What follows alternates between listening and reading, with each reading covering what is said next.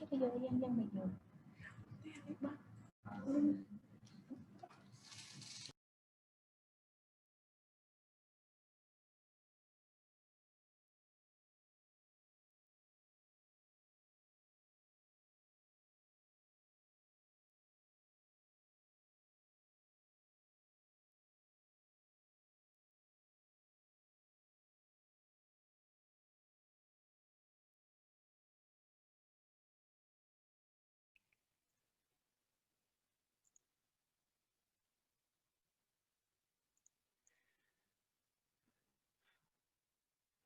Okay, it's 2 p.m. and we're right on time to start.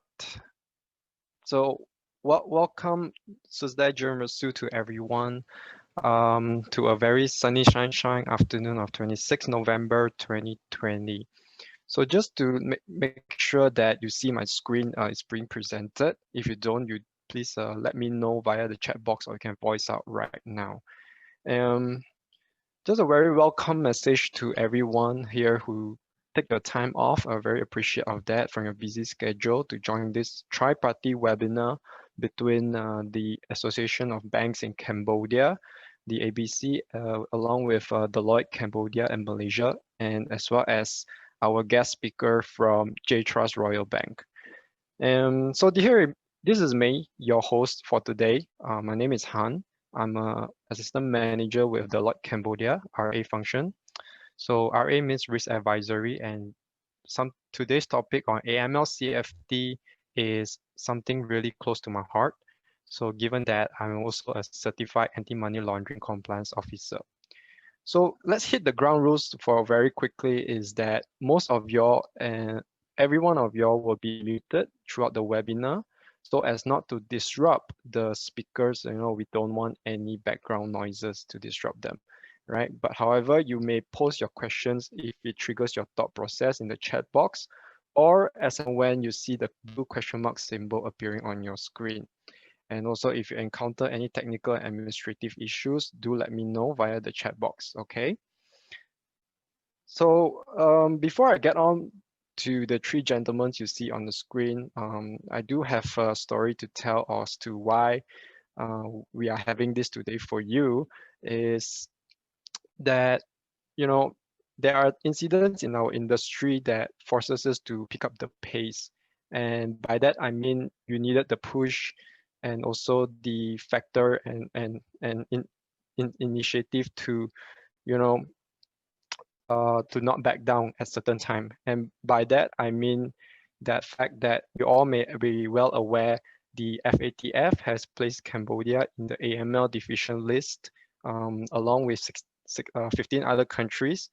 You share the namesake along with the countries of like Barbados, Myanmar, Syria, etc. So it's a message sent by FATF that says Cambodia has a weak AML regime. And when we heard that in Deloitte, we kind of make that our personal statement and objective to, set the foundation and tone that we are here to help. But we realized that along the way, we couldn't do it alone. So I myself and my team, we gone into the industry to the ground and just to, look for people who share the same view and vision as us. And the voice definitely comes from the top.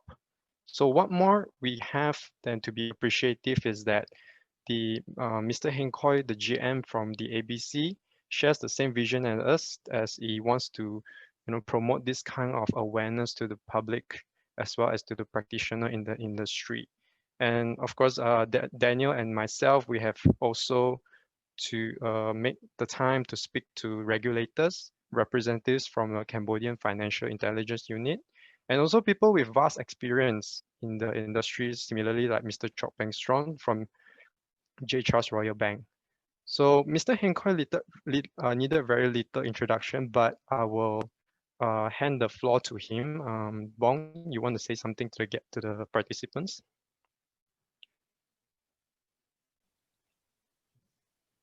Thank you very much. Very good afternoon to everyone.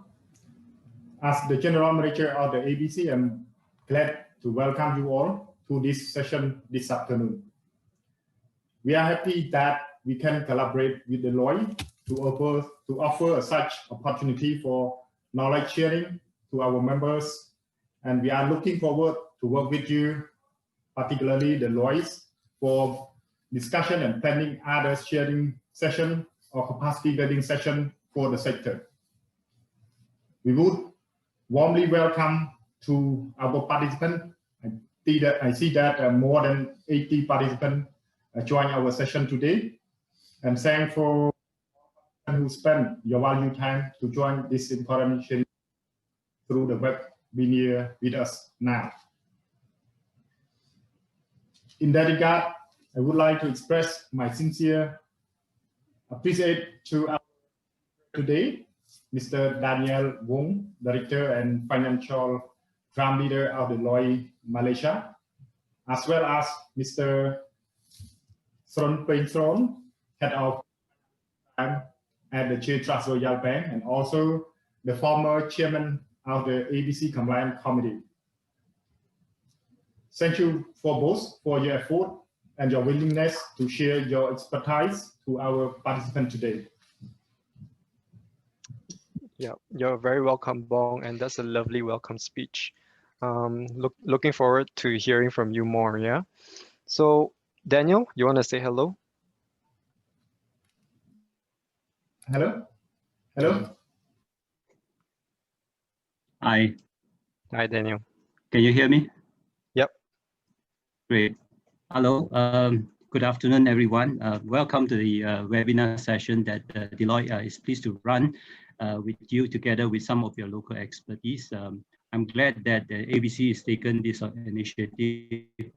Like what Johan said earlier on, there is this urgent need to look at this issue.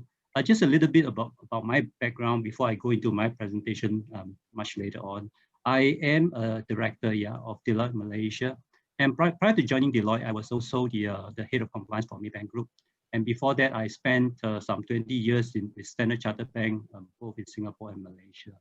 And I started my career in Bank Negara Malaysia as a central banker. So over the 25, 30 years of my career, I've done various jobs in internal audit, compliance, and risk management. So happy to talk to you a little bit later. Thank you. Thanks, Daniel. Bong Sron? Hi, Han. Thank you, Wong Khoi, and thank you, Han, and Deloitte for helping, in arranging this webinar, for allowing me being as the member of ABC Compliance Committee to provide and share some local context in regard to AML and CFT agenda. So let me just have a quick introduction of myself. I am the head of financial crime of Chair Trust Royal Bank. I have been in banking industry since 2008, starting with the role as cell with financial crime investigation and compliance role. So I am certified AML specialist from ACAM in US in 2014. And currently I led 6 financial crime investigation staff at Chair Trust Royal Bank. So this is just quick about me. Thank you. Thank you, Bong. So you hear it from the 3 gentlemen that their experience speaks volume and their aggregated years of experience is beyond measure. So what we hope to deliver to you today is, we're going to break it down to three sessions here over the next 1 hour or 2. We try to keep it within that timeline.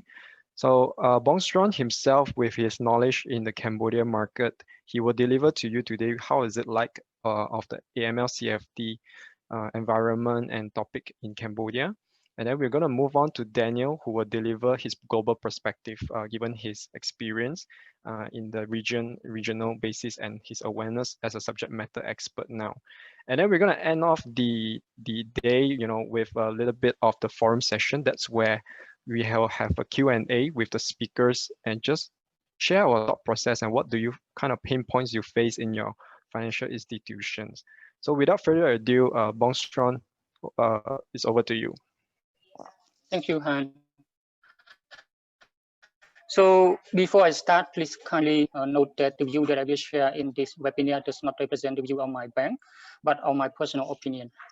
So Yes, let's touching on our agenda now. Let me provide a quick refreshing on terminology of money laundering, terrorism financing, including the sanction before we start.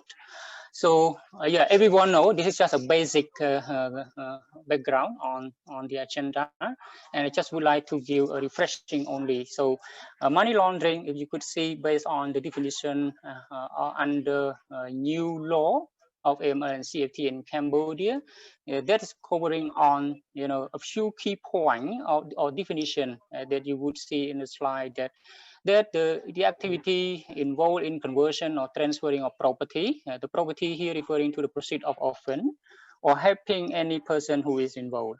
That is categorized as money laundering. The other point is on the concealment or disguising the truth of nature, source of location, or disposition, or movement, or ownership, or the right with respect to the property. Yeah. And the last point is on acquisition or possession or the usage of the property as well. This is the the basic terminology or basic definition of money laundering under our new law of AML and CFT. Of course, this is in line with the definition from FATF as well. And on part of the terrorism financing, yes, it's a little bit different from money laundering. If you could see, terrorism financing provides funds for terrorist activity. It involves fundraise from legitimate source or illegitimate source. Based on the local definition, also include traveling, training, or with the intention to aid the terrorist, also classify as terrorism financing. Primary objective of the terrorism financing, you could see, to intimidate the population or to compel government to do or abstain from doing an act. Terrorism is a crime, actually, it's a crime. And the key definition between money laundering and terrorism financing is, first thing is on the source of fund. If referring to the source of fund, money laundering, of course, it is illegitimate. However, for terrorism financing, it could be legitimate or it could be illegitimate. And the other point or different, if you could notice, it referring to the amount of transaction. Money laundering basically involved with large amount of the money movement. However, for terrorism financing, involving with a small amount, some kind like donation, etc. And the other key difference is on part of the the final stage of money laundering and the final stage of terrorism financing. It's very different. So the final stage of money laundering is about the integration of using the property, the clean property after being launched. And however, for terrorism financing, the final destination of fund is for use, as I mentioned earlier, that to complete the objective to intimidate the population. The other key term in our agenda as a refreshing on part of the sanction. So sanction defined as a measure or action taken against a target, to influence the behavior, policy, or action. I think most people in Cambodia would understand sanction in a way that we, of course, we are member of UN and we are complying with UN Security Council. However, some other bank, for example, like regional bank, international bank, they are of course take into consideration of a lot of other sanction regime like US, like European Union, and the other sanction body. So here I would like to bring the key component of the sanction. If you could see that the key component of sanction is the economic action is another one, and the other one is taken against a target or state or class of person, an individual person, or even function. The third point is on to influence the target action. And you might be wonder who imposed the sanction in the industry or around the world. So there are a few sanction imposer, if you could see, for example, like globalization. Globalization is a type of sanction that is the, if we referring to the industrial, evolution, for example, like sanction imposed on the restriction of using one product, but however, the industrial revolution find out the substitute of that product, find out the replacement of that sanction product, and then the unilateral of regime that impose the item or impose to the product is no longer effective. This is somehow called like globalization. It would have impact to the sanction effect as well. The other body who impose the sanction is United Nations. As you could see, United Nations is the mostly the sanction regime from United Nations is on the multilateral, meaning that various countries agree together to impose the sanction. United States, of course, majority of sanction regime from United States related to the unilateral sanction regime, meaning that the US alone impose the sanction. For example, like SDN list, OFAC list, etc. European Union consists of various countries. European Union could also impose the sanction in unilateral or in multilateral. Why? Because European Union could impose the sanction in a unilateral way by noticing that the country alone might impose the sanction against its own activity. The other sanction imposer is FATF, Financial Action Task Force. How FATF impose the sanction? If we looking back into what Han said earlier, that Cambodia being put into gray list, the other country have been put back into blacklist. This is somehow called sanction actually. So FATF impose the sanction in a way that naming and shaming. The other sanction imposer could be, the other individual country, for example, like Australia, Japan, and the other country as well. So this is a sanction imposer. Move to next slide, please. And let me also give a snapshot on Common AML program and its component. So when we said about the AML program, of course, it consists of various components inside, and I decided to bring this as a snapshot to share with the the compliance official community here, is that as a kind of refresher as well.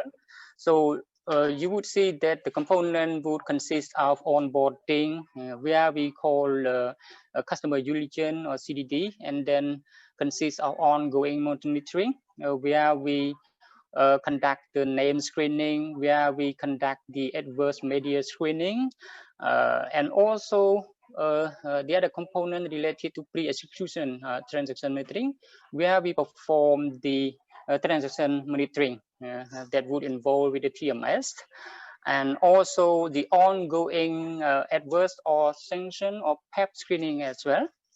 The other component related to post-execution transaction monitoring. Yes, that is somehow that I will explain in the next slide on some of the common weak points in the industry. So to support this component work well, we would need people, we would need technology, and then also we would need the framework of the policy. This is some of the common program that I like to share, that everyone in your individual bank has similar component like this. Moving to next slide. Here, I like to share, we know that gap or weak point always exists in implementing the AML program. Now let me share some common weakness noted across the industry. First point is you would see inadequate customer diligence or enhanced customer diligence practice. I come across with a few of my colleagues in the compliance role in the industry, and when I start the conversation and asking on how you perform the CDD, how you perform the enhanced customer diligence, how you manage the high risk customer, how you identify PEP, of course, there are a lot of inconsistency in the market.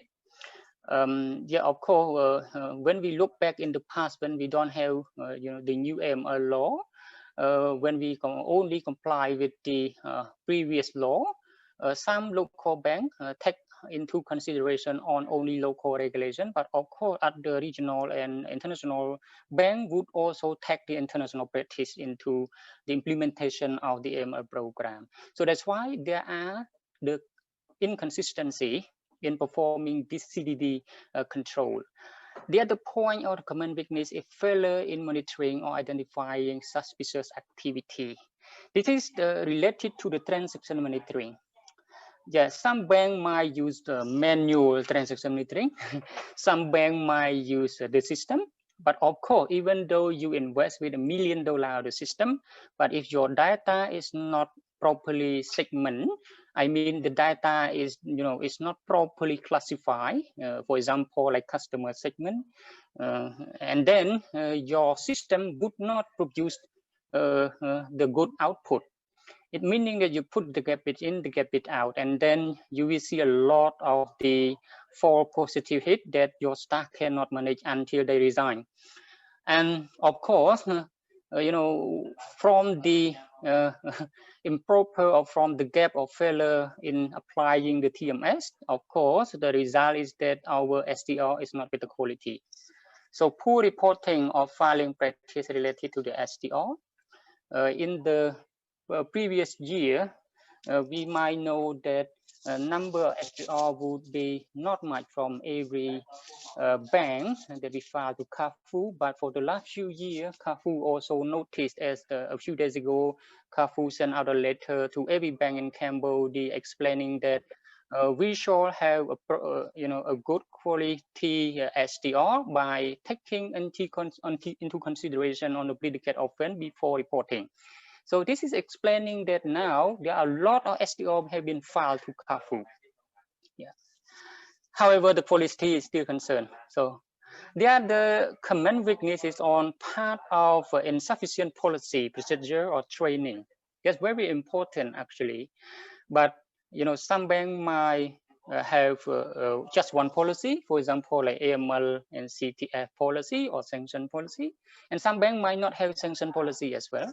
But of course, some other banks might have a lot of policy, and especially the procedure, at the ground level to support the board policy.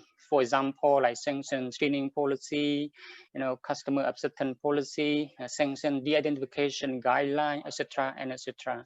So the insufficient policy would also lead to the implementation of AML control is not strong or it's not effective. As I mentioned earlier, that one of the components of AML program is on framework, policy, procedure, and process. The other point is lack of risk culture and the instead of misconduct, including the misleading or pressuring the staff to perform illegal transactions. This is related to customer behavior as well. In terms of consumer behavior. If we look back into the last few years when our teller asked our customer on the source of fund, and our customer shouting back that it his money, it's none of your business, so that's frightening our staff to perform the transaction without asking the question. But however, if I notice for this few years, this has been changed, but it's not at the level that we could compare with the other country that we say risk culture is good. So this is somehow still considered as the lack of risk culture and would be varying from one bank to one bank as well. That is related to the tone from the top in the financial institution. The last point is on the, related to the ongoing review on the bank-wide risk assessment. So if you would know that, of course, each bank in Cambodia need to perform the AML bank-wide risk assessment and submit it to CAFU every 2 years. But however, the ongoing within the interim point, somehow it's not performing. It's not being performed well because most banks would take only one spot risk assessment rather than ongoing risk assessment. Of course, this would be driven by the op-risk framework in that bank as well, because if we are referring to op-risk framework, of course, it is related to the management of the risk and control that need to be monitored, need to be tested on ongoing basis. Of course, AML risk or CTF risk is operational risk. So moving to next slide. Yeah, Cambodia has been enlisted in gray list in February 2019. One of the responding action from our government is that a new law on AML and CFT has been promulgated in June 2020. I believe most of us have read this law. With this slide, I'd like to share a quick view on the key point in this new law comparing to the previous law. So yeah, effective date is on 27 June immediately, and it overrides the previous law. Okay, so the key change, if you would notice, there are three key changes. One is on reporting entity or CDD requirement, and the other point on definition of some of the legal term, and the last point is on the increase of penalty. So coming to the reporting entity and CDD, the new law, of course, has the add on some of the definition. For example, like trust has been added to the reporting entity, and also the requirement of the ECDD or enhanced customer diligence, or some bank call in EDD, has been expanded, including the activity and including the relationship. Okay. And on the definition part, of course, the scope of definition of financing or terrorism financing has been expanded.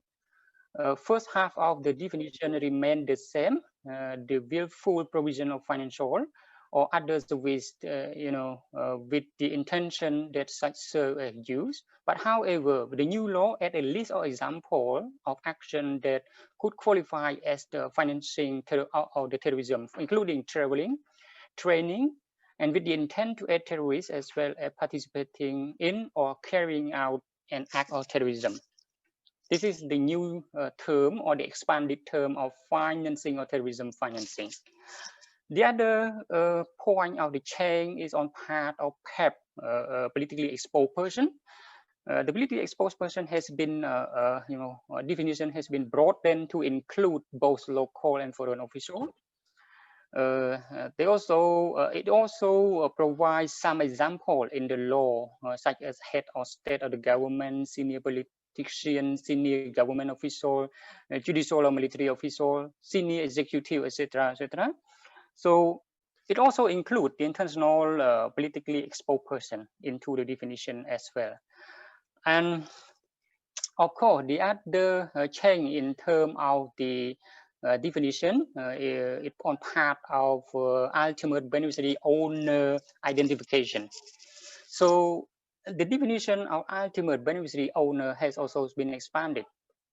If the customer being controlled is a legal entity, then ultimate beneficiary owner also include any person who exercise ultimate effective control over legal person through the holding share or the voting right. This is the additional definition that added to the existing one. And if you could notice this part, of course, it requires the bank to identify the natural person rather than the legal person. So in the past, some bank identify the ultimate beneficiary owner probably to just only one layer of the facing company who come to set up the bank account with you. But now you are required to drill down to find the natural person, not the legal person.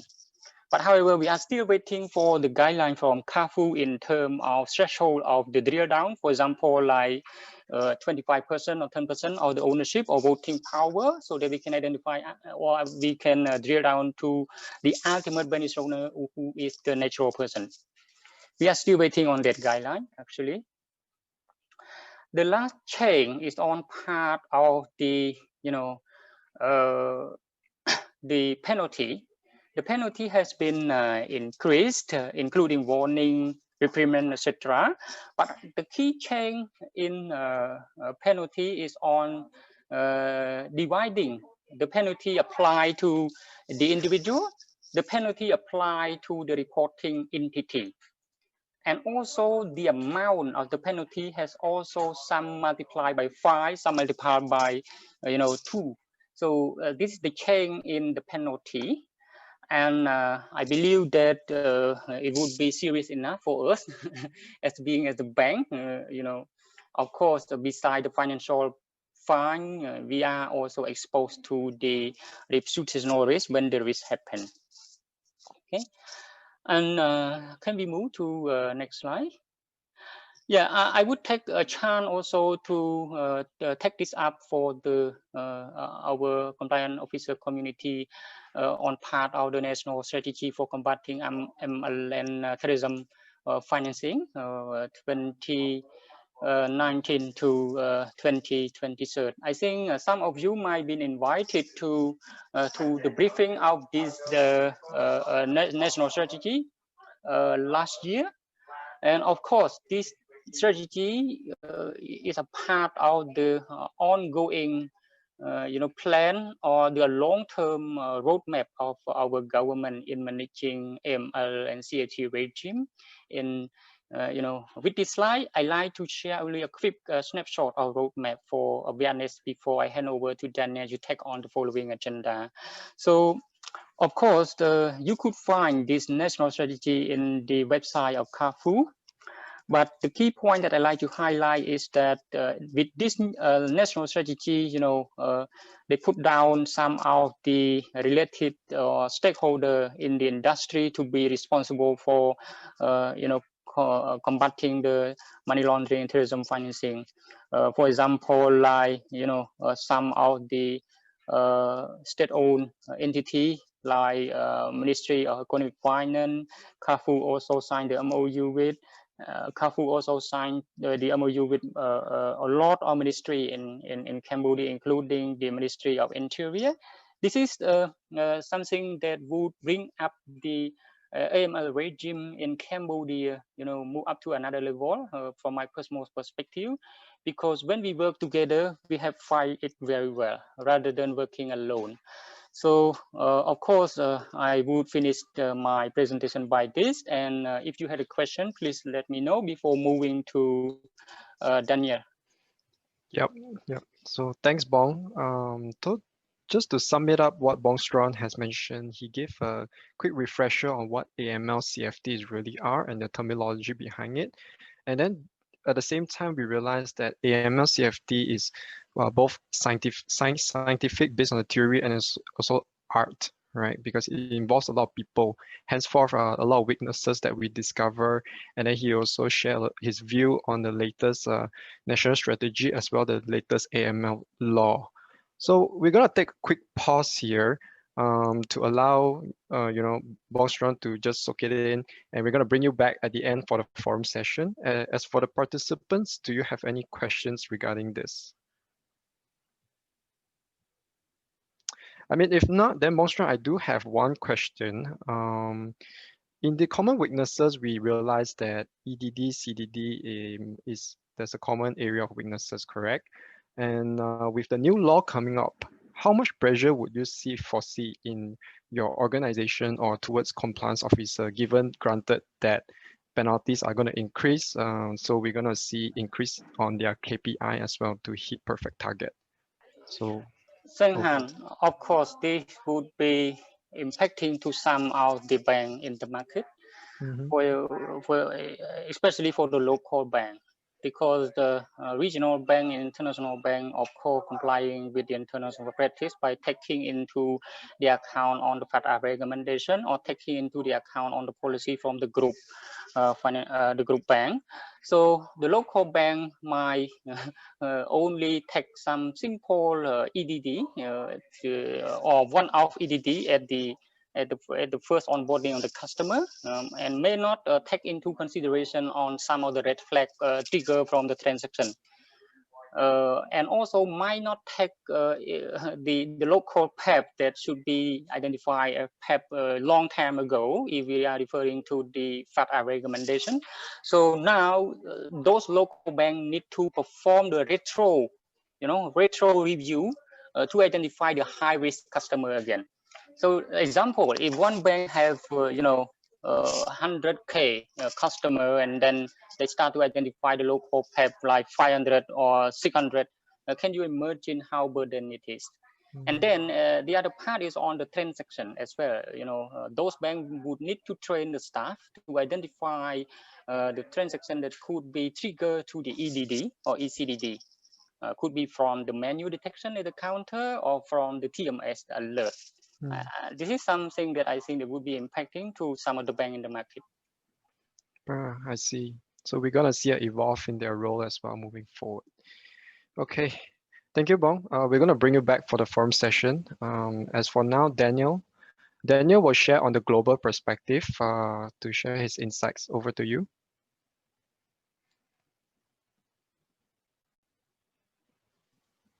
Hi everyone. I think that earlier session was kind of eye-opening to what is happening on the ground now. I just ask you as participants to just take a minute to take a step back and look at the bigger picture. Now, obviously, if you look at this slide, it shows some major banks, international banks, were being fined left, right, and center. And we're talking about big fines here, lots of money being paid. Now, you can look at this slide from two perspectives. Number one, obviously, Cambodia is not alone when it comes to AML challenges. So what the Cambodian authorities are trying to do is obviously to try to catch up with all the other banks, in what they have done on anti-money laundering. So, despite a lot of effort put in, and you can see the second perspective is this.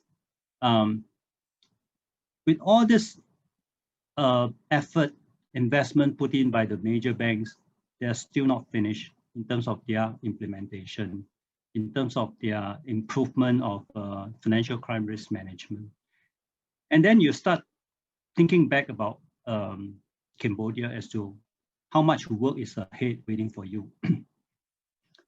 There's no silver bullet. I mean, let's be real about this. There's no silver bullet to this problem. And it's going to be a evolution, not a revolution. And it's going to be a long journey before one gets to the kind of maturity where you don't face such threat anymore. So it's a long way. So if you don't start today, I think it's going to be a long way before you can finish the work. Like I said, the major banks are already well ahead, at least 10, 20 years ahead in terms of their investment, in terms of their improvement. They're still working on this problem. Next slide. Now, I'd like to, today's session is basically, the global perspective is taken from a paper Deloitte jointly published with IIF last year.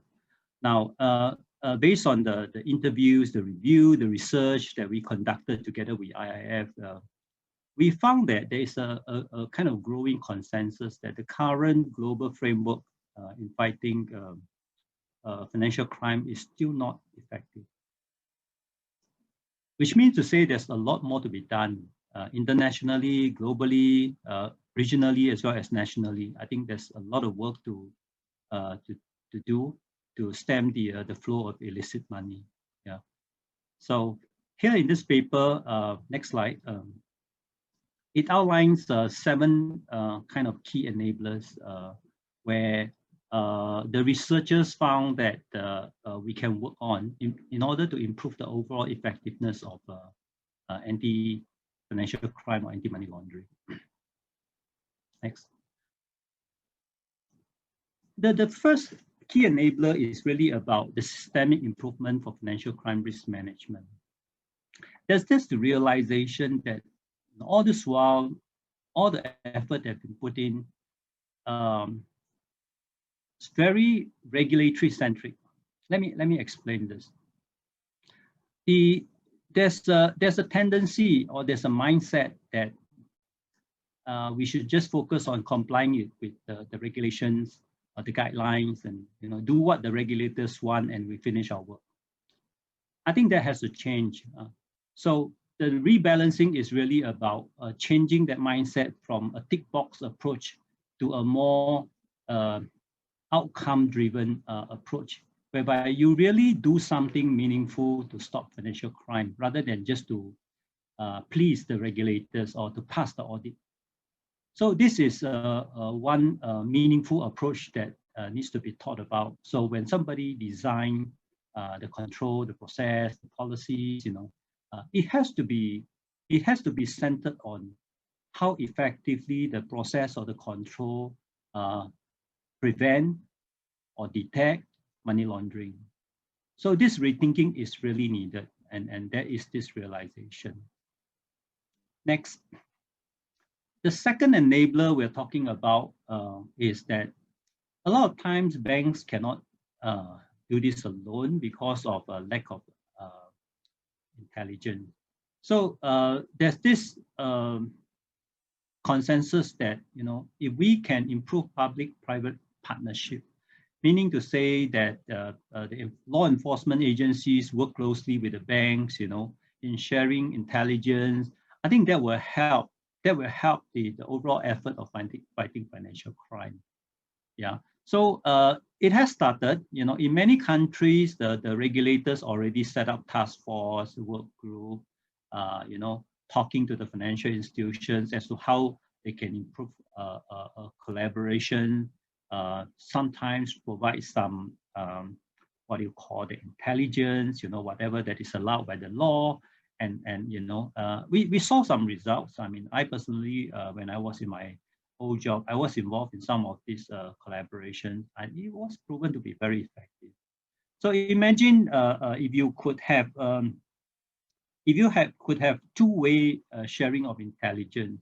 The law enforcement or the regulators can share certain tips on certain customers or certain transactions or certain localities or certain business models with the bank, so that the bank can focus their energy on investigating the related segment or customers. I think that will result in a better outcome when it comes to investigation, rather than trying to struggle to find suspicious activities from nothing. So I think the public-private partnership is the way to go. I just felt that it needs to be formalized. It needs to be a standard model across all countries to promote public-private partnership. Next slide. Now, in addition to public-private partnership, there's also an issue of cross-border data sharing. Now, and don't forget, money launderers, criminals are cross-border, are usually transnational. They don't just operate in one country. In order to, to layer, the launder their money, they tend to move funds across the world. And we have seen some of the major cases, one MDB for one, it seldom happens just in one location or one country. So the banks must be able to join the dots in terms of their transaction activities, account activities, the movement of funds and things like that, sometimes across border. So I think it's really important that the banks must be allowed to share information between, let's say, overseas branch with headquarters somewhere else, or even between financial institutions, in a particular country. Because if you can see the bigger picture, you can see the trend, the transaction pattern of certain customer, you start joining the dot, you probably will see a clearer picture whether this is suspicious or not. But this kind of effort is always hampered by the data protection rules in many countries. In fact, this is a global issue. So in order to overcome this, there must be a will to do something in the regulatory framework so as to enable that kind of a data sharing, even if it is cross-border.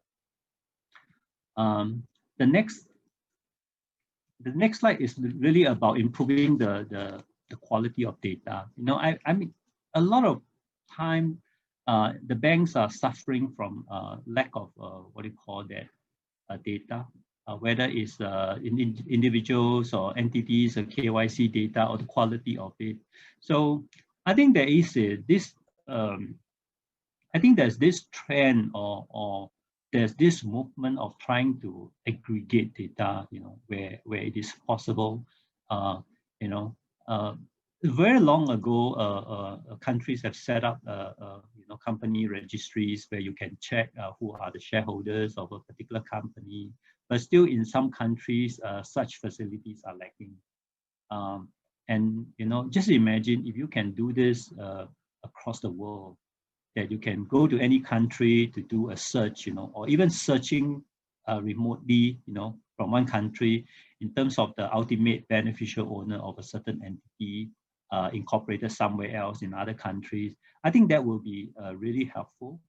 Now, of course, the more ambitious one would be even KYC data of individuals. You know, if assuming that can happen one day, that we can search KYC data of a certain individual from overseas in terms of the background, in terms of a profession, you know, things like that. I think in terms of the what you call the validity of the nationality, the passport, and things like that. So they will be very, very helpful in really knowing our customers. But I think this is going to be, again, it's a long way down the road. I think you need to have a proper, what do you call that, facilities. I think to a large degree that has to be sponsored by the regulator or the government themselves, because they have the best of the data, you know, in terms of their national registration, the company registration, you know, if somehow they can, you know, sponsor this effort, or some companies can be authorized to run this common registries, I think that will save a lot of banks a lot of effort, whether it's for onboarding, KYC, or for the ongoing review, you know. So imagine, I genuinely hope that this day will come, you know, that there will be more facilities available to the financial institution. The next one. Now, this is a tricky issue on the quality of SaaS, or SDR, you may call it. The current SaaS regime, if you like, around the world, is not satisfactory, and to some extent, or to a large extent, it's not very effective. The transaction monitoring that we conduct today based on certain rules, you know, based on certain theoretical typologies, are often not very effective, and they tend to throw out more false alerts than the true ones. And the volume is humongous, you know, and the analysts, you know, the FIs themselves have to hire a lot of people to look at all these alerts, and oftentimes, you know, they result in nothing. But of course, they cannot do work for nothing, right? So they, in the end, they still have to produce some kind of SDR or SAR in order to show that, you know, there's work done, you know, there's due diligence, and in order to, you know, send it to the regulators. And sometimes the regulator also mistakenly think that, you know, the more SAR you file, the better your process is. But that's not necessarily true, because the quality, I think, is probably the best gauge in terms of effectiveness, not the quantity. And it is important that we need to look at ways to sharpen transaction monitoring. So I think couple with the few points that I mentioned earlier on, if the SAR regime can be more intelligence-led rather than you know, blindly try and search for needles in the haystack, I think that will be a lot more focused. I think that will be a lot more effective. Imagine this, you know, if let's say one day we move to a regime where we don't do transaction monitoring at all, where we will respond to some intelligence or to some leads provided by the regulators, and then we start doing investigation on those leads and those customers or those names or entities, and the related parties, the linkage, the transaction pattern. I think that's more likely to use some best quality SaaS SDR. But of course, you know, this is not something that, you know, that is acceptable right now, because the current approach still requires we perform the transaction monitoring, like it or not, we still have to do for the sake of doing it, because everybody else is doing it. We still need to look at alerts from 20 detection scenarios, because the next door is doing 15 or 20, so we need to up it by doing 25. Then the next bank will say, let's not lose out. Let's do 30 next year, 35, 40. You know, we keep adding detection scenario and trying to increase competitiveness of SaaS. I think we are going the wrong way if we are trying to compete on that front quality, on quantity rather than quality. So I think it's important to take a good look. Obviously, this paper also suggested that the regulator also need to play a role to think about what do they want from the FIs. If they want quality SaaS, then they should point the FIs in the right direction so that they don't end up filing a lot of defensive SaaS because they are fearful of the regulatory what do you call backlash if they don't submit enough SaaS. So everybody is rushing for the numbers. So that mindset also has got to change. Next. Now, in terms of the standards, I think it's still worth mentioning that currently, although largely all the countries are following the FATF standards, the recommendations, and the standards being standards. When it comes to implementation, a different country, the regulators in different countries tend to take a different stance in terms of what's important, what's urgent. I think the guidance, the expectations are somewhat different from country to country. So if you do not have a consistent or coherent implementation of financial crime compliance standards, chances are that leads to uneven implementation. And with that, I think the criminals can find the loopholes. Already, the criminals, if you like, they are already very familiar with our KYC standards, even our transaction monitoring regime. They can beat the system, the process easily, and who doesn't know that, to open an account, you need to provide a document of incorporation, you need to provide a copy of ID, passport, and things like that. Our rules are so clear and transparent, but the criminals are not. So we are fighting somebody in the dark. And yet, our rules are wide open. Everybody knows what we are trying to look at, what documents we are trying to collect, how do we do a due diligence. They are all kind of run-of-the-mill stuff. How do you fight a criminal like that? With that kind of open book kind of rule. So I think that's where I think there must be certain alignment in terms of the approach between countries. So I like to then go to the next slide, which is the point 7, and this is the most important one of all, which is the increasing use of technology to combat illicit finance. I think all this manual work that we have done all this while, they are only effective up to a certain extent. Fighting cross-border criminals who are more and more digital, the old trick may not work anymore. So I'm just hoping this whole Industry 4.0 that brought us many new toolkits, new technology in the form of AI, artificial intelligence, machine learning, robotics, Internet of Things, data analytics. There are a lot of new way of doing things these days. Now, there are also many vendors who, fintechs, regtechs, they already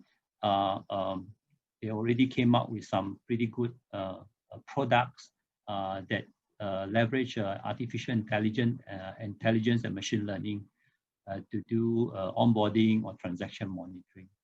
And to the extent that they can even do automated transaction monitoring, without analysts spending time finding transactions. So there's this recommendation that the G20, the biggest countries in the world should try to broaden, the use of AI, the new technology, and encourage countries, to move into innovation in financial regulatory technology, the fintech technology, and also in terms of fighting financial crime. I think the only way to fight financial crime or money launderers going forward is really using technology, because technology never sleeps. It can still continue working while we are all sleeping, and so that we don't lose any minute. So and technology doesn't make mistakes when like a human being when person gets tired, you tend to focus, and hence, you will miss something, a red flag, but machine will not. So I think there's a lot of hope in technology. So I'd like to, these are the 7 key enablers which are kind of mentioned in this paper, which I think is worth thinking if you can take that away and think about it. The next slide, I would just want to give some recommendation basically from Deloitte's angle as a consultant. Obviously, we do consult for many financial institutions on their roadmap and their journey. I myself and together with Han, we are focusing on anti-money laundering, financial crime risk in this region. So this is what we normally recommend banks. I mean, in the immediate term, perhaps what is best is to do is a gap analysis to see where you still have any process gaps that you can close. And I think the governance structure, strengthen the governance structure and having the right culture, I think those are the cornerstone. Like it or not, with or without machine, you still need to have the right structure and the right culture to manage financial crime risk. So, and once you do a really, once you've done a really meaningful piece of gap assessment, then you know where your gaps are, and then either you can do it yourself or consult somebody like Deloitte, to see what needs to be done. I think at least you have a clear roadmap for the next 3 years as to where you want to go and what you need to do.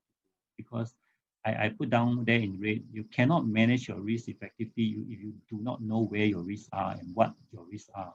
So I think it's important to have the ability to know the current state and, if possible, to even manage, to measure it. And the next slide is really about the future, what do you call the more medium and long-term strategy. I did mention quite a bit about innovation. So we do need to leverage technology in the fight against financial criminals who are already leveraging technology to commit crimes in the first place. So the best way to find them is still through data and system, not manually. So we need to take a good look at our processes currently. Are they too manual, too laborious? Do we have the right kind of compliance officers? Do we have the monitoring fatigue issue that we need to overcome? What about the regulatory reporting? So there are quite a lot of scope for innovation, whether in transaction monitoring or data. What do you call that? Data quality, data access, or the use of analytics too. I think in the next few years, we will not be talking about compliance officers just with compliance or regulatory knowledge, but somebody who can analyze data, who is good at data analytics, and to some extent, artificial intelligence, data scientists. I think I'll see this industry bringing in a new set of skills into the fight of money laundering and financial crime. So basically, these are all I want to share with you. So we can take more questions during the forum. Back to you, Han. Yeah, thanks, Daniel.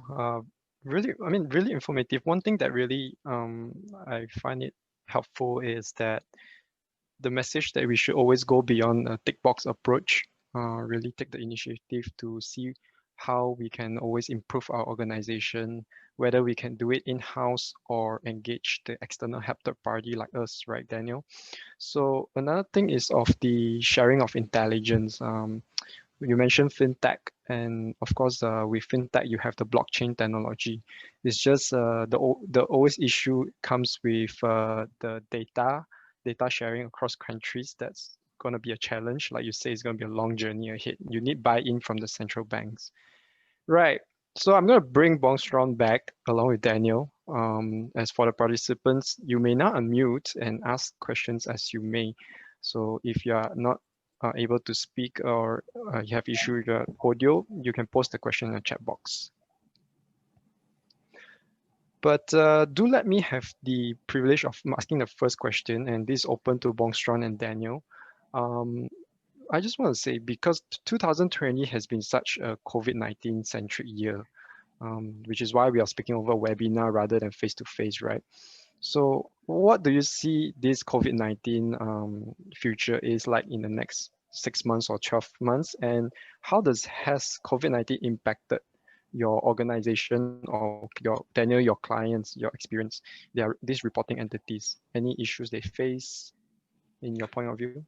Yeah, I'll Daniel? start first. Yeah, I'll start first, and then I'll let Sean chip in. Mm. Now, I think now I mean, you know, people expect things to slow down, or because of COVID-19, because we need to be locked down, we're not able to do a lot of traveling and all that.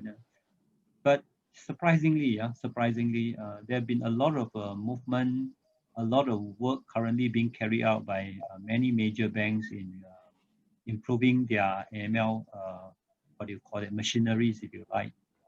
I've been talking to many clients recently. In fact, I mean, maybe it's a good thing because we all got locked down. We have a lot of time to think, a lot of time to improve, a lot of time to read, a lot of time to consult, and therefore a lot of solutions are being put up for consideration. And I mentioned just now about the vendor product with AI and ML. Many banks are having huge interest, try to move into this space. So we get a lot of calls to see how to implement that. Because you see, the thing is this: if we are, COVID-19 taught us one lesson, that the whole business world is moving more into digital. Without going to bank branch, I mean, in fact, some banks in Malaysia are starting to close down branches, just to let you know, because everything is moving to the digital space. Now, whether it's control, anti-money laundering effort, everything has to be run kind of digitally. So you must have the ability to let your team, your ML team, to continue to work while they're at home. So what kind of toolkits, what kind of technology you need to, facilitate that. So hence, a lot of people have been calling me about solutions. How do we continue to manage money laundering risk in this kind of a lockdown world? Because you just cannot stop. The criminals are not resting. Even because of COVID-19. So why should the control personnel or compliance personnel be resting during this time? So so it's just natural that in fact, I think this is the best time if to look at how we move forward in introducing technology into our AML AML work. Yep. Bongstron, any opinion to that? Thank Han. Yeah, of course. Actually, the COVID-19 pandemic, of course, bring us the challenge and also bring us the opportunity as well, if we look from the positive point of view. Mm-hmm. Yeah, so when the country are locked down, some of the company are locked down, start to work from home. That thing is considered as the challenge in moving the business as usual. Mm-hmm. Criminal also finding a way to bypass the customer jurisdiction CDD measure. But however, bank would not stop, right? Would not stop the business. Bank will need to find the solution, to onboard the client and also to comply with the regulation in a way like Daniel mentioned, that find out the solution more on digital path. For example, like looking into, document collection via the electronic, or because hard file cannot be sent, right, to the bank. So bank would need the soft file for verification, and bank would need the soft portal of the authority, to perform the verification part of the KYC. And I think this is something that the government of Cambodia, or that the government around the world has to be moving up to that point. For Cambodia especially, now we have the online portal of company registry. And then when you onboard the entity client, you may not need to collect the business license in hard file, right? In Cambodia, you probably just need a soft copy, and then you take out the identification of number of that entity, and you can verify in the registry of Ministry of Commerce in Cambodia easily. That's the way that we perform the verification part of the KYC. Of course, a collection, we may need also collect by soft file as well. So this is something that I would believe that's still happening in the following month or probably years. Yeah, so that my view. Thank you. So I also received questions from the chat box, and I'm going to post this to either one of you gentlemen. One of it is directly messaged to me, is Mr. Kosa from J Trust Royal Bank, someone you're familiar with, Bongstron. So his question, I think I'm going to post this to Daniel, right? Because we are at the topic of COVID-19. So his question is, in light of COVID-19, do you see an increased attempts of money laundering and another way of criminal to do money laundering? If you see that, and what should the financial institution be doing to prevent this? I think what we saw is during COVID-19, the e-commerce activities have increased tremendously. So along the online transactions have double, triple, So because you cannot conduct a business physically, so a lot of online business are happening, buy and sell, transactions, payment, and all that. So if I were a money launderer, and this is the best time to launder and to layer my money, because people cannot tell who I am, what I do, because I can use the excuse of, I'm doing e-commerce, I'm doing online business, and a lot of these online business do not have a physical presence. And it's very difficult to verify whether they are genuine business or not. They could be money launderers for all you know. So it just imagine, I can sell things online, right? I can sell pizza, I can sell cheesecake, I can sell anything to anybody. And I can use that front, if you like. There's no front at all. I can use that to launder money, and I can say that I'm doing online sales. It's very hard for a bank to go and verify because I have no presence, I have no shop. So just imagine, and take it broader, across the world. A lot of such things can happen. Even the big companies can be acquired, I mean, I can acquire a multi or the national companies. Who knows? I mean, if I'm a big, drug cartel, and just continue to pump my money into the big corporates to facilitate the movement, because a lot of big companies are needing help now. They need funds. So what can they do to prevent this? If you go by the normal transaction monitoring, I mean, chances are you probably will not detect it. I talk about machine learning and artificial intelligence. The technology has advanced in such a way that it can analyze the behavior, the change of behavior of your companies, your client, like a corporate, what they used to do, and what is the minute deviation or departure from their normal business partners or their countries they're trading with, the kind of product they're dealing with. Because manually you probably cannot detect all the small changes, but machine can. But So, I mean, if we have to play by the cards we are dealt with, and what's the next best thing? What's the next best option? Granted, they have their existing transaction monitoring, ongoing monitoring process. So how can they, more robust?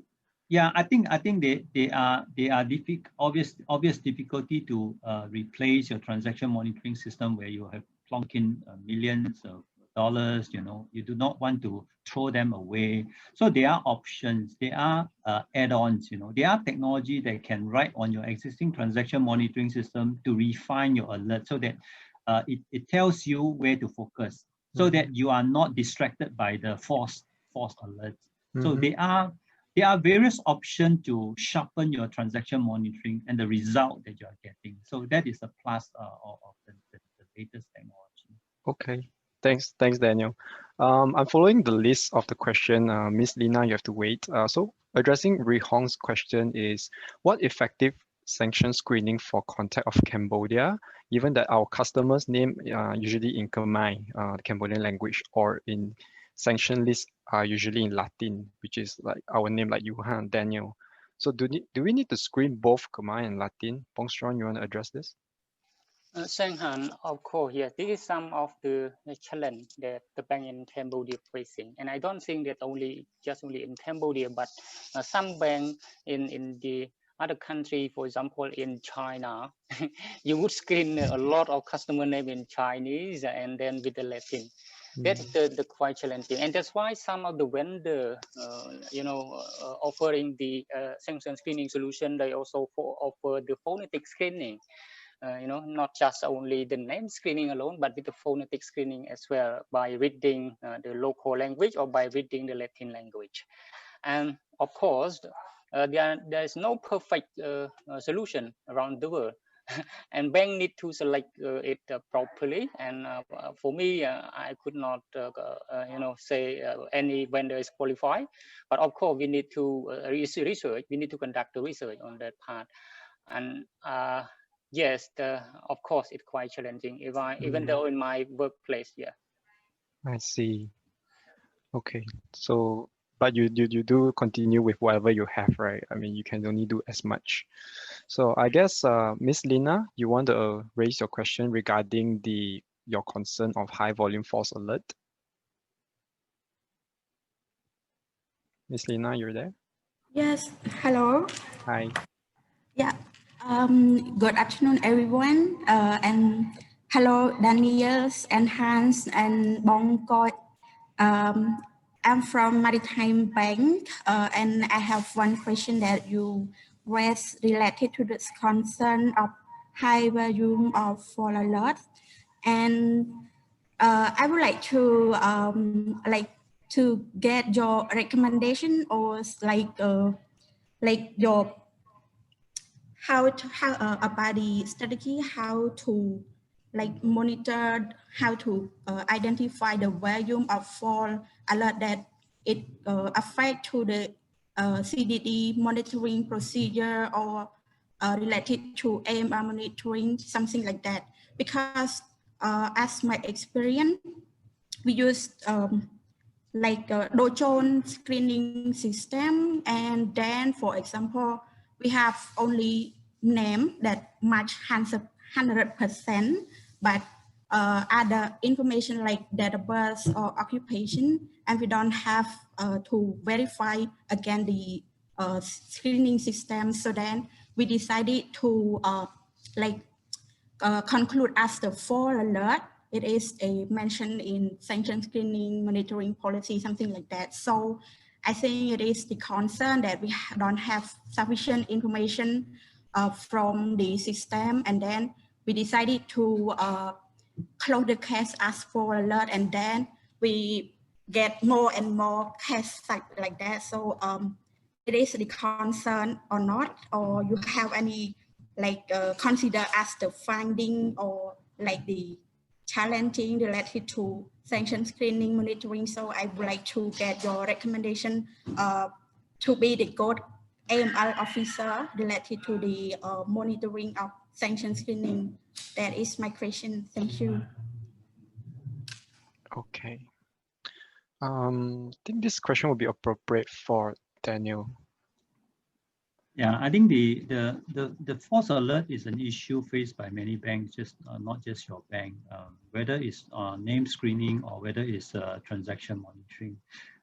There are solutions in the market that can do automated name screening, meaning to say that the system will help you do the name screening. But right now, what you're struggling with is the screening engine that you use, kind of giving you a lot of false matches. What the system does is it can straight away conclude that false matches without human intervention, so that then you can focus on those true matches, or those that really require more investigation. Now, obviously, there's no perfect data. No matter what you do, sometimes you just can't get the data internally. Hence, a lot of people subscribe to external data sources, and some even go onto Google and whatever data, LinkedIn, Facebook, there are many data sources out there. I think it's a matter of tapping into those data sets. So to broaden, your searches to confirm whether that individual is in the sanction list. So, but because you need to put more time into these potential matches, hence I think if you have a system that can help you to automatically close off the non-match the non-true matches, I think that will save you a lot of effort. The solution is already in the market. You can reach out to Han, if you want more details. Thanks, Daniel. And Ms. Lina, I think if you want to speak more, I will engage you on the side on this, okay? So a question from BOC, I think that's Bank of China, correct me if I'm wrong. And they're asking how can we have an effective and sufficient eKYC or eCDD mechanism due to this COVID? So they're talking about electronic, something more less hard copy paper. Yeah, one of the development I did not mention to you earlier on is that during the COVID-19 period, a lot of banks are trying to move to acquire customer via online channel. So meaning to say, because people are afraid to go to bank branch and the bank, they're also afraid to open their door to a lot of walk-in customers. So they encourage people to open account online. Now, obviously, you still have to meet the KYC requirement, the regulations, and what they do is to use technology to help what they call online onboarding. The eKYC solution I talk about has the ability to verify customers through a what you call a selfie that is then cross-checked against the copy of ID photo. The accuracy is very high. There are a couple of vendors out there who can provide a good result, which are also approved by the regulators. I'm talking about Malaysia and Singapore here. And these are available right now. So the solution also are able to detect what you call the liveness of the client. So you cannot put a photo in front of your camera and pretend to be someone, because the solution can detect that. And one other feature of the solution is that, depending on the type of national ID, because in Malaysia, we tested it with the Malaysian ID, it can even spot forgeries, So if you take a fake IDs, they look at the security features of the document and be able to detect the authored, or the forged ID. So like I said, the technology is already quite advanced for eKYC. Yeah, so Daniel, there's a question asking if you can share what company is that, or the types of company. Are they banks or non-banks? Yeah, banks and non-banks. Banks and non-banks. The KYC is no longer just a bank requirement. Yeah, mind you, a lot of other industry are moving into KYC. For example, telcos. If you want to subscribe to a new telephone line, in the old way, you need to go to a telco branch. Yeah, to show your ID, to fill up a form before they can let you have a postpaid account. But now you can do it online. Again, you use eKYC to achieve that. So, yeah, I mean, that's something that I experienced as well in one of the app that I use. Is an investment app. So they require you to take a picture of you, say something over it. They will analyze it and then take evidence of your ID, your home address, your bill, or your car license or whatever not. And the turnaround are basically quite fast. In 2 days, I'm already approved. So I have more questions. I want to get Bong Strong to speak on this. So to Bong Watana, I think I'll come back to you, your friend. So please wait. So there's a question from Pirum Sin. He's asking if, regarding the recent mail from Kafil to the financial institution asking to identify suspected predicate offense when raising STR. So the question is how to identify the predicate offense, as normally customers never reveal about their unlawful activities. So Bong Strong? Yeah, thanks, Han. So yes, of course, most of the compliance staff would file STR based on unexplained source of fund, would file the STR based on the large amount of transaction. But of course, lack of analyzing the behavior, the account behavior of the client, comparing to the profile of the client. That is the point. And then come up with that conclusion. STR would be majority filed on based on that reason. And that's why Kafil sent out that letter out. I think with that letter, probably each bank would need to have our staff being more skill in terms of identifying the predicate offense. In Cambodia, if I could share my own view, what are the predicate offense? Mostly in Cambodia would be related to tax evasion. Of course, Cambodia has tax law. Cambodia has a lot of policy or practice that require the business to declare tax. But if you would know that majority of the business owner now in Cambodia would run the business without paying tax, and the tax regime in Cambodia is depending on self-disclosure, right? Not depending on what they find. So yes, some businessmen still get rid of paying tax.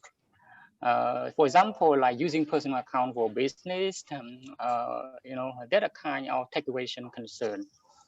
And the other predicate offense that would mostly happen in Cambodia is of the illegal trafficking. We all know, we see in the news every day, right? The police arrest the man, the woman, trading the drug, but we never found SDR related to the drug trafficking. Right? We never found that. So that depending on our investigation skill to define that through the transaction behavior analysis. The other predicate offense that could happen mostly in Cambodia is corruption, right? Especially, when we review the account activity of the PEP, that where you would mostly define or detect the, corruption predicate offense through the account activity. Yeah. The other common predicate offense in Cambodia would be related to the, good smuggling, importing good from our neighbor country without paying tax. That there are a lot of kind of smuggling happen. For example, like car, luxury car, etc., etc. So this is the some of the common predicate offense. And when you take this, some common predicate offense to train your staff and then, train on investigation skill, of course, they would live up some of the skills there. But but of course, the investigation is not something to be learned in one day. That's something to be learned based on the experience as well. But so some investigators just read through the account, conduct for the last 12 months, and then comparing with the profile of the customer, and they could make a judgment quickly. But some staff would take around 1 hour to conclude just one SDR. This is the knowledge issues, and then I think. Of course, it takes time, and it's good opportunity as well that now we have, ABC with IBF, set up some of the accreditation framework, especially in the area of AML with ICA. And of course, I think Deloitte would also help as well in the future. Yeah. So I think to Bongstran, that's a good answer, right? And to the question raiser Bompirum from Hong Leong Bank, I guess all this falls back to how we see your CDD, EDD, because we don't know how good are they. They might come in appear to be all good, all beautiful and all, but the unlawful activity is hard to tell.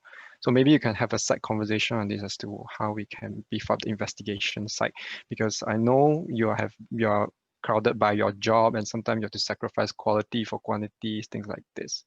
And to Bon Vatana from Vatana Bank, I think he got a question, a very good one. I think he's asking, so what do they do? Or he want to get your speaker's point of view. Like if there's a transaction coming from those tax haven countries like Cayman Island or BVI, so what do we actually do about it? Like what's our view on that? Daniel? I think what you need to do is, I think from KYC you should know what the nature of business of your customer is. I think, I mean, it goes without saying that you need to know your customers, the nature of business, the trading partners, what they do, whether there's a need for them to deal with somebody in Cayman Islands, the counterparties and all that. I think from there, I think then you have to see whether there's anything unusual about it. Usually, suspicious transactions start with an unusual transaction. So something that is not usual, it doesn't, it did not happen before. I mean, it's something a bit of odd.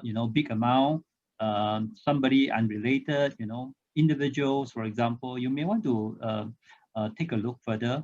to see, you know, whether there's anything that you need to check further. Sometimes, yeah, sometimes through the RM, we can also find out, because RM needs to know the customer better, right? I mean, they deal with customer, especially boring customer. They tend to have a lot of interaction, you know, accounts, activities, you know. So RM tends to know more about their customer. So check with your RM, you know, if needed. But if your RM also have no clue whatsoever, I think that's probably something that you need to far as you can't just, you can't explain, you know, the nature of that transaction. Yep. But I must say that, you know, the offshore haven't, a lot of big companies, you know, even the likes of Google's and Amazon, they're using offshore companies. It's simply because of the tax benefit. So it doesn't mean that any transaction involving offshore haven is illegal. No. I mean, it's a lot of companies are incorporated. The headquarters are incorporated in the offshore haven just to save some tax.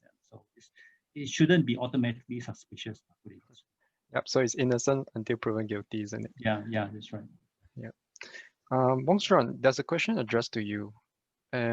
So the question is regarding, I mean, the experience that a personal customer using their account for business transaction purpose. So in your current shop and your previous shop, do you encounter any of this? And if so, what do you do about it? Yes, in Cambodia, this is something that a common practice, and I believe that some bank would take hold at the concern, but some bank would not. And this is the problematic issue in Cambodia, you know, especially for the sole proprietorship client or the SME client. You know, they mainly use the personal account for their business operation.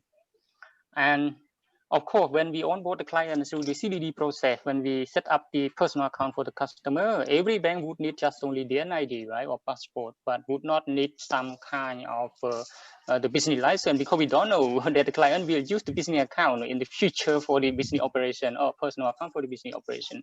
So what we need to do, we are a bank in a private sector, we are not the law enforcement, but of course, we would not allow our customer to commit the criminal activity, right? Tax evasion is a criminal activity, or the predicate offense that would be related to the money laundering. So the bank would need to do is that refresh the KYC, and then you need to classify that customer into one of the category that you can identify that this group of customer is using personal account of business. But however, during the refreshment, probably you need to obtain the other supporting document as well, right? For example, whether you got the business license, is it a sole proprietorship, or is it a private limited? So you need to classify that you know, legal entity into a business form that in line with the law on law of commercial enterprise in Cambodia. But mainly, as I mentioned earlier, mainly are of the sole proprietorship. So sole proprietorship in Cambodia, they would not only get the business license from the MOC, but majority would just get the business permit from the you know, one window service, or from the department of the ministry. So, but some of them would not pay tax as well, because they are below the threshold to paying tax. So that is something that you need to set up in your procedure, that, okay, this kind of client, you need to identify as one group. And you would question me why you need to do it. That's very important. This is about the data quality, and also about the CDD requirement that we need to comply with the regulation. We need to comply with the regulation because we understood that the client using personal account work with the business, and the nature of the client is the legal entity, not the natural entity, not the natural person, right?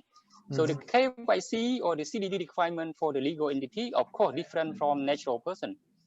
On the other part, internally, I mentioned about the data quality. When we take this kind of client as one group in our system, of course, when we deploy the TMS, we would use the detection scenario that in line with that kind of customer profile.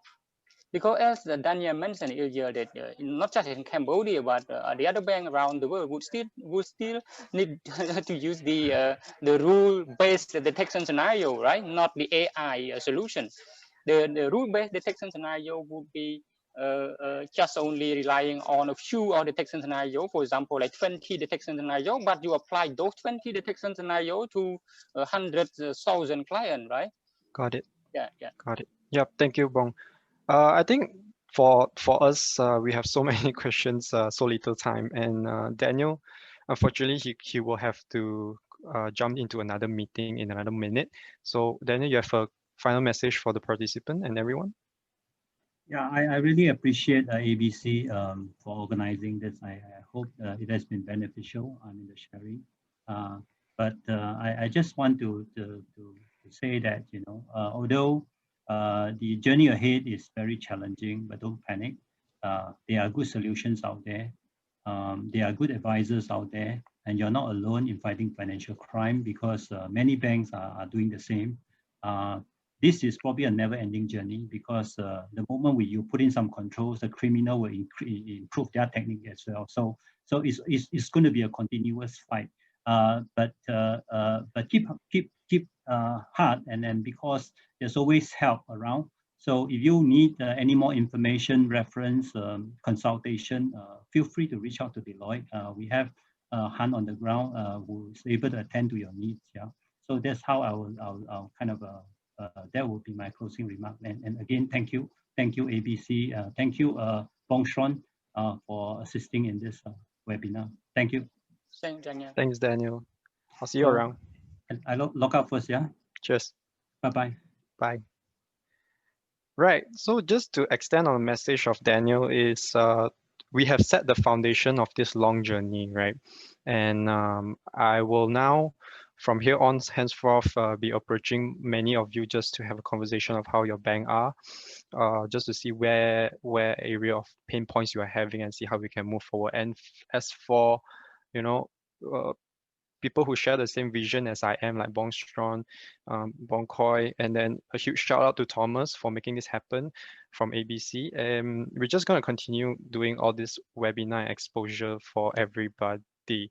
So I'll leave it to that. I will be hitting the ground with you guys, and I will hand the floor back to Bong Xuan and then later Bong Khoi for their final remarks.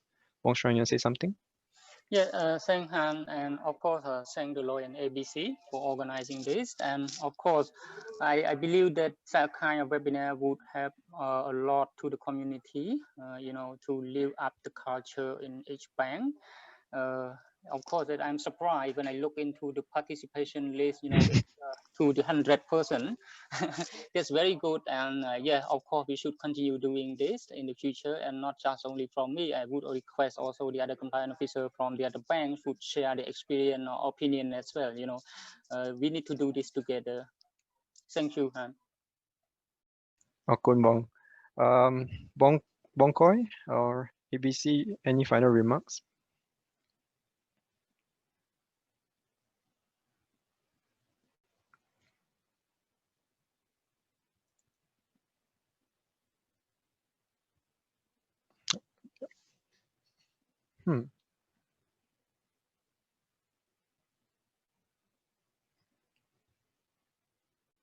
Okay, let's just give them a minute. Maybe they are not able to unmute. But regardless, I think you have a lot of questions coming up, right? My contact is there, my email is there, but I do have your contact as well.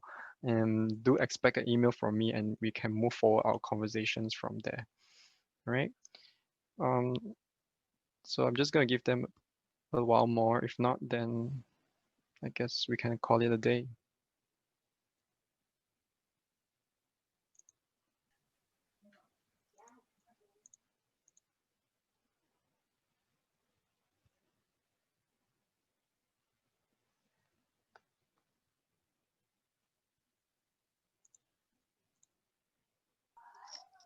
And I think maybe he's out of he dropped the line already, and I think so. I think so. So we may need to close it. Yeah, no worries. Bong Xuan, thank you again so much for this. You take your time out of your really busy schedule. But we're moving towards the year end already, but the work doesn't stop. So to everyone, I wish you stay safe, and we'll meet soon. All right. Thank you, Okun. Bye-bye. Thank you, everyone. Bye-bye.